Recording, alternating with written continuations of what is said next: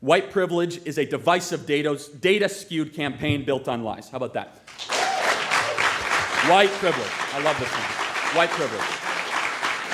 Now, while recognizing, of course, everyone has a certain element of privilege in your ability to think, your size, your background, income, this idea that every person that has white skin has an institutional advantage and has a thing called white privilege, which I'm sure you've all heard once or twice throughout your college years, is wrong. It's built on bad data, and I think it's incredibly divisive. So I asked someone the other day, they said, white privilege is a horrible thing. White people are much better off than people of minority and color. And so a couple things. First of all, anyone want to guess what the richest subracial group in America is right now? It's not white people, it's Asian Americans.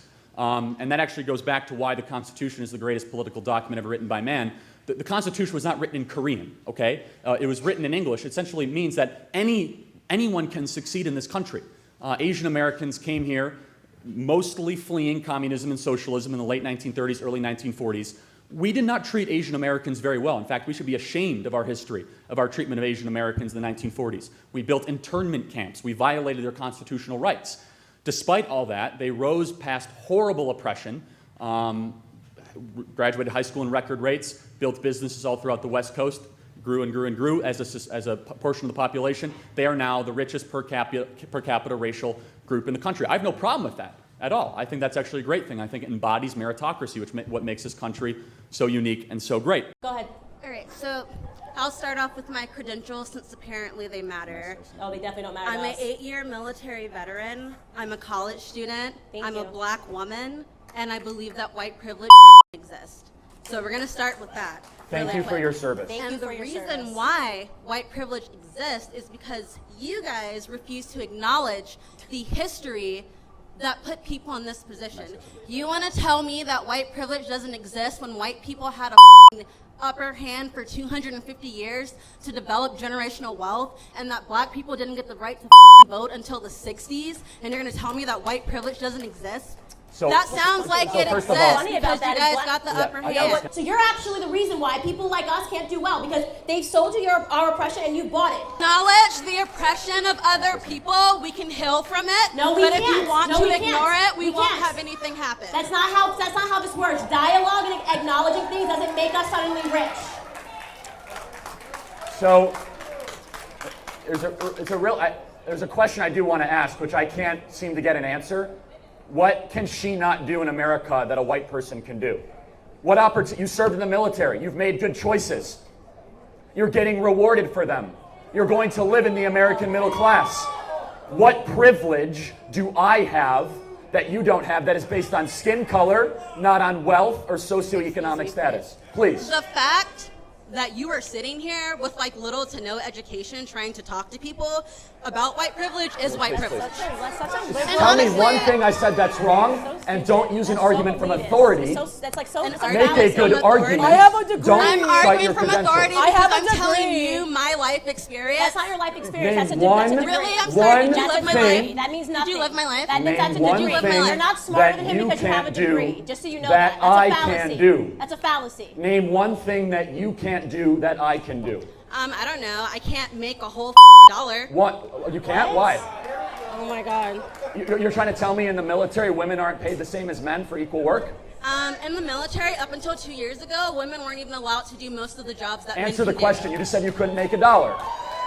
You said you could not make $1. You served in the military, which Not is to mention that people in the military actually get paid a bull wage, but we're not going to All talk right, about guys, that. so now we're moving Yeah, over let's to talk now about. we're moving That on has to no- the- Let's nothing talk to do about with for a skin second color. that you want to say that What- everyone in the military What can I not paid do? a There's a wage. feminist So lie, that makes it radical right. feminist lie, and they also sell. There's so many different ways they sell you your oppression, and she has purchased all of them today. So right now we are on sexism, right? So she's saying that I can't make a full $1. Yes, you can. If women stop going in, I bet to- he got I'm not paid done more to be speaking, here than I'm not you done did. Speaking, okay. If women stop going into career fields like fashion and Vogue and journalism, psychology. and we start going into fields like Engineering. engineering and hard Business. academics, Finance. we will make the exact same money that If men not make. more. The wage gap is a myth and a a myth. lie. It's a myth Amen. and a lie, okay? Can I say? It's actually a myth and a lie. And what frustrates me is you served our country, which deserves to be applauded, and you have lived a life of a victor, and you have the gumption to tell me you're a victim without evidence. You were not able to cite one thing that you cannot do that I can do. If you make good choices, you will get those choices rewarded.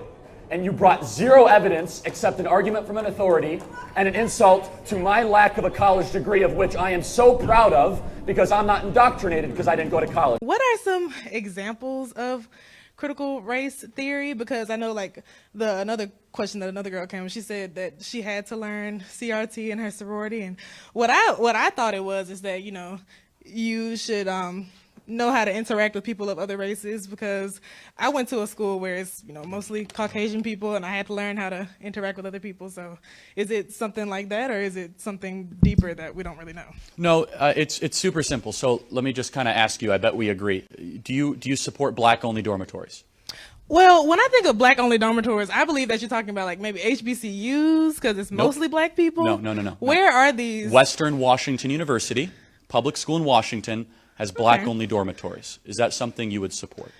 I mean, I would probably live in one, but I mean, that Wait, so you don't want to live with white people? I didn't say, I mean, I didn't say that. But I mean, it's kind of hard. Sometimes, like, I have multiple, I mean, you know, I have a lot of white friends or whatever, but sometimes, I mean, it's hard to fit in here when you go here and you're a different color. I mean, it's not hard to. What, would you support white-only dormitories? It's some around here. Not many black people go here, so it technically is white only if you think about it. No, it's not.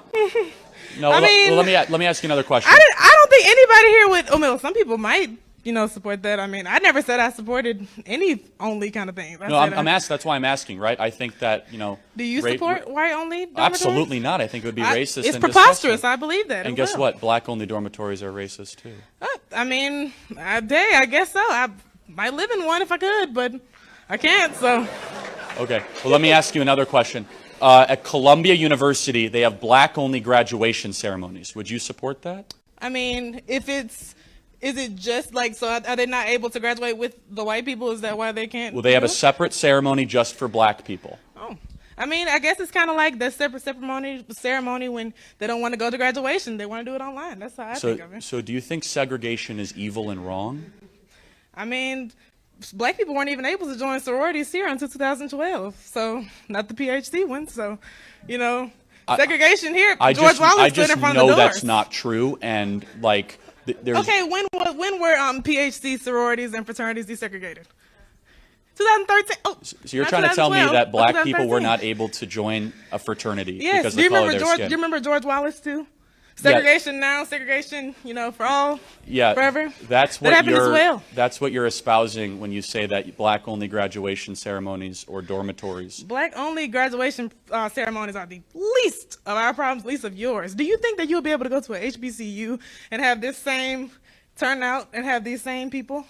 Let me tell you. I would hope so, but I mean. So what would you say to them? But here's the thing. I'm sorry, what? What would you say to a room full of black people about critical race theory? You know what I would say? I'd say your skin color means nothing. I completely agree. I have been going here for 3 years. I'm a junior. I have, I'm sorry. No, you're fine. I have most definitely faced racism and prejudice no matter what I believe in. And it's just really hard to sit up here and listen to people come up here and say, oh, I don't want to learn CRT. It's just making you able to interact with other types of people.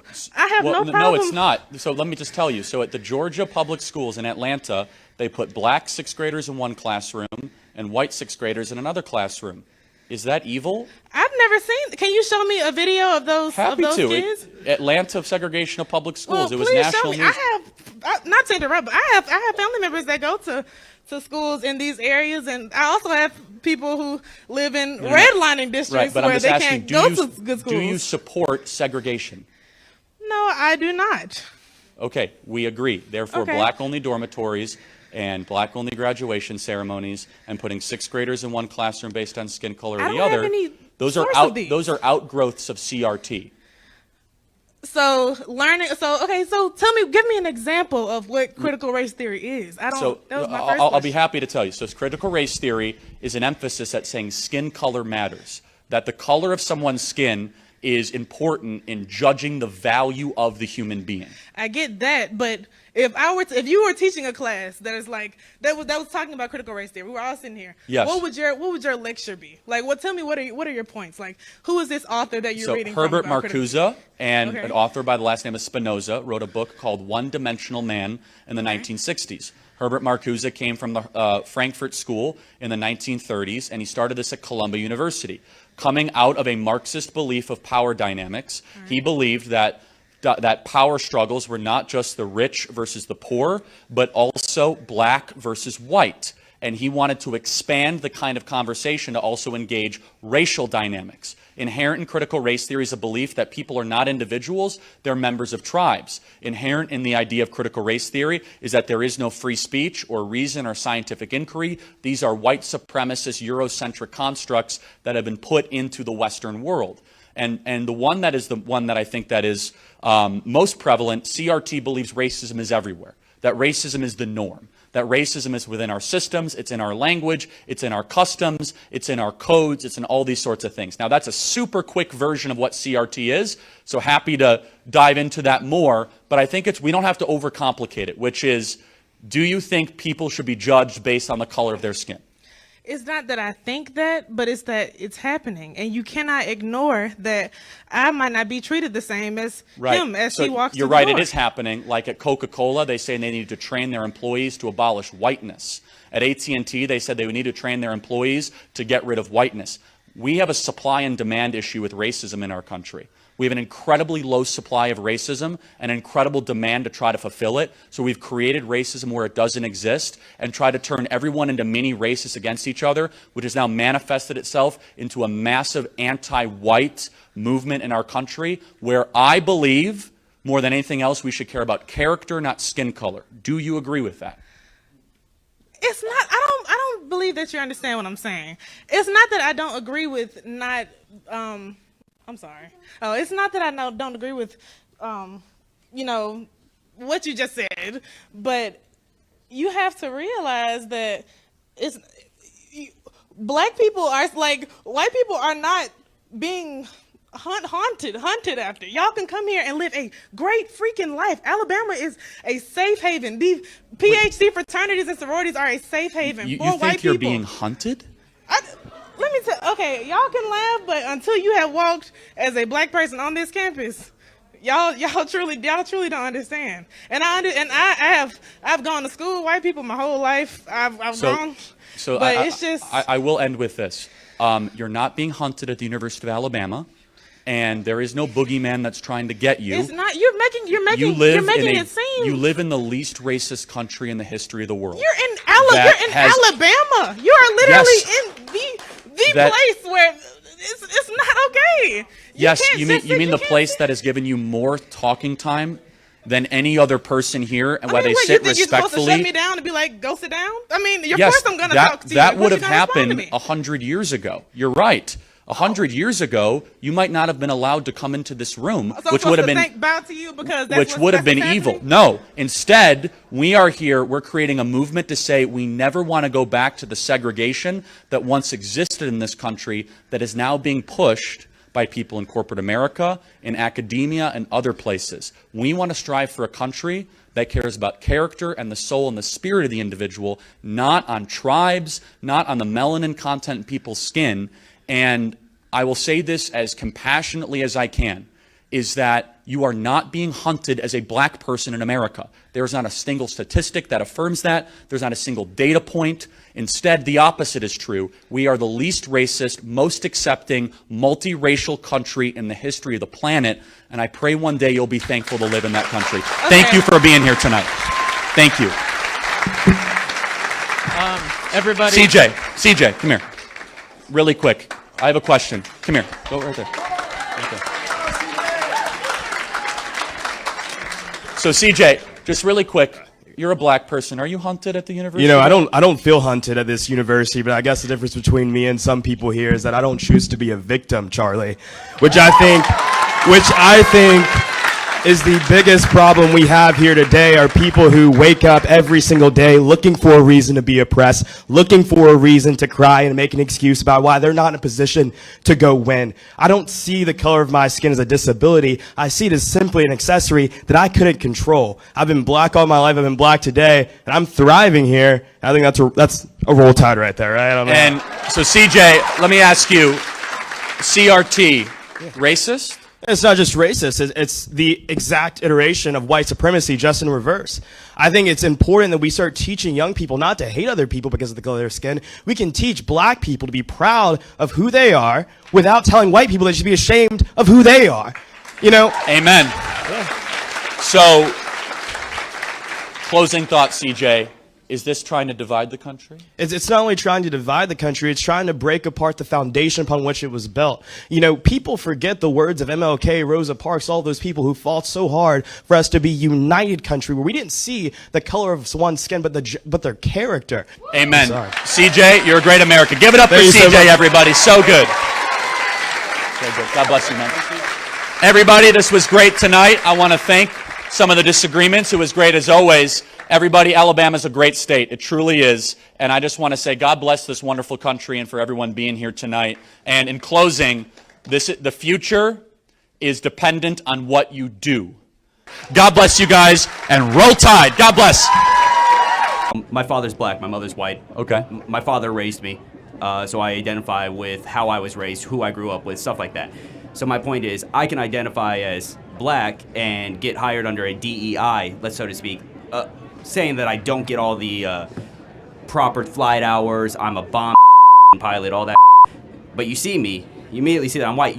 That's not cause for you to concern and be like, I wonder if this guy's got it. You see me, right? Well, again, just going back to what I said. Yeah. A white individual does not have special hiring quotas or practices that are giving them an extra leg up. In fact, it's the opposite. So let me use a similar analogy. At Harvard, white and Asian students had to get 200 or 300 points better score on the SAT than comparable Pacific Islander, Native American, or black students. And this happens across the board. This is happening in medical schools. This is happening in surgical practices. So your example aside, you immediately assume when you see a macro trend that affirmative action and DEI means we're going to elevate race above competency. And I think every single person in this audience, if you go into a surgery and all of a sudden your doctor comes and he says, hey, I was hired because of DEI. I really don't know what I'm doing. You're about to go under. We're about to operate on your kidney. It's like, whoa, whoa, whoa. You're not going to say diversity is our strength. You want the best surgeon. Now, a more important question to ask me is, Charlie, do you believe that black pilots can be qualified? Of course, any individual can be qualified. I want a hiring quota and program that only cares about qualification, not skin color. And thirdly, I would say, why does United Airlines care so much about the color of the pilots that are flying them? Shouldn't they just want the best pilots? When you guys are flying from Vegas to Dallas or Vegas to Chicago, are you going to feel safer or more comfortable when you hit turbulence if you have a diverse pilot, or if you have a cockpit of the most qualified people that are there that have proven that they know how to land and fly planes? Yeah. Thank you. Yep. Just want to ask one more thing for that. How do you, because I saw the video, you used the Harvard perspective as well there. How do you feel about legacies in that regard? Because legacies obviously have a leg up in getting into certain institutions just based on who went there before them that is close to them. How do I feel? I think legacies are somewhat against merit, to be consistent. Yeah.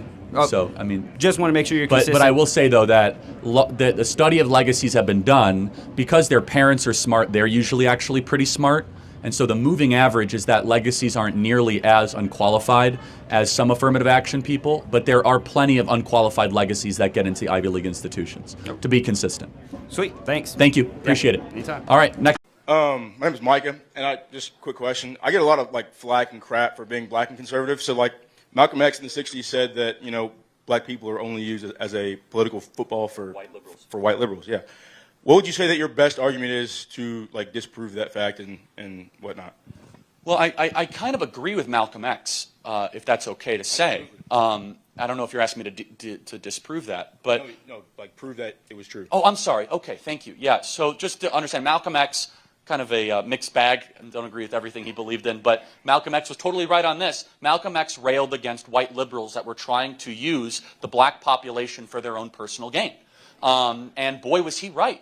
And so you kind of look at, I mean, just look at one public polling poll, right? Where the question is, do you support defunding the police? Most black communities don't support defunding the police. Who supports defunding the police are like upper white liberals on the northeast side of New York. It's like there's this huge disconnect. And so, look, but if you look at an even more fundamental, deeper level of this, I think what is most interesting and most important is that like black culture in America is completely disconnected from white liberal metropolitan culture.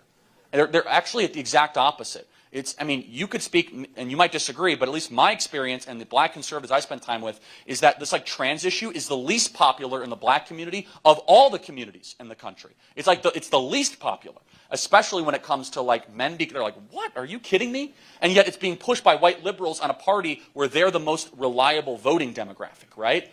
And so, look, put simply is that I believe that white liberals running the entire apparatus have taken for granted the average black voter. They think it's just already baked in. And at the very least, it's like you have to compete for the vote, right?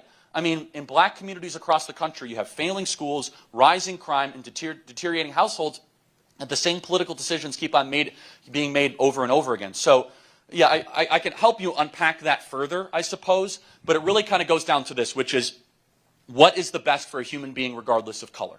The best for human beings is to be able to own property, get a fair education, have streets that aren't widespread with crime. These issues should not be controversial at all. You know, it shouldn't be controversial to say that we want school choice, we want better schools, all these sorts of things. So, happy to unpack that further, but let me just ask you a question. Being a black conservative, how does the black community treat you in that way? So my barber, I get my haircut in Fayetteville, and every time I sit down in the chair, he's asking me all kinds of questions, and he gives me all these stats, and I don't even know if any of them are actually true, but he says them confidently enough to where they might be true.